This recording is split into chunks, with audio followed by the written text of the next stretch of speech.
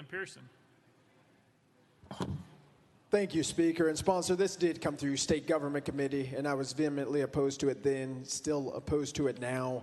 I do think that this legislation flies in the face of our responsibility as a state to care for those who are in our care. And you mentioned that folks who are incarcerated are all there because of poor decision making, and that is not 100% true. There are people in our own state who have been exonerated from crimes that they had been convicted on. And so you can't make those types of broad-based statements, even though that might be the attempt or the whole or the hope. This legislation does not care for people who within the state's care. And one of the challenges that I believe is in this legislation, and the reason that I was against it in State Government Committee, the reason I believe that you all should be against it, is by not providing, you mentioned sex reassignment surgery is one thing, but it's also hormonal therapy. That people are coming into our jails or being incarcerated who are currently having the health care. Are you saying that if they are coming in with this health care, they can now be denied it moving forward with the passage of this legislation? Representative Reagan. First off, let me correct you. I did not say all people in there. I said most. Secondly, if they're coming in with these conditions, someone else paid for it, so someone else can continue to pay for it, not the taxpayer. Additionally, we're talking about a very small scintilla, a tiny percentage of people that are affected, but it's a huge expense for our state and would continue after these people are released from confinement. Therefore, it is not wise for our Treasury to be supporting these. And with that, sir, I renew my motion. Representative Pearson. Thank you. Thank you.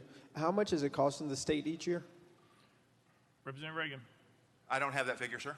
Representative Pearson. So how do you know it's so significant? Representative Reagan.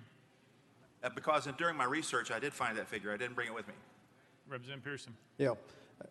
This is a bad piece of legislation because not only is it in search of a problem, it is codifying harm to people who actually need rehabilitation and need care. This is discriminatory legislation, which I really do not think we should be sponsoring as state legislators. You don't, the representative, the sponsor said how significant a problem this is and it shouldn't be burdening the taxpayer, and we don't know if even a single dollar has been spent related to this care. But if it is it not the responsibility of we elected officials, we who are responsible for the Department of Corrections, to ensure that the people who are in our care get the necessary medical treatment, get the necessary health care, get the necessary services that they need to be rehabilitated and citizens in our society? This legislation codifies second, third, and fourth class citizenship for people who are incarcerated. It is a mean bill. It is an evil bill. It is a harmful bill, and it is not something that we should be doing. We need to be, and we will see when the vote is taken, if we are better than this. But to the sponsor who brought this legislation, who used these words but did not have any data or statistics to support them, it shows that the intent of this isn't to fix some financial problem, isn't to protect Tennessee's dollars as was articulated. It is to move forward an anti-LGBTQ+, transphobic agenda.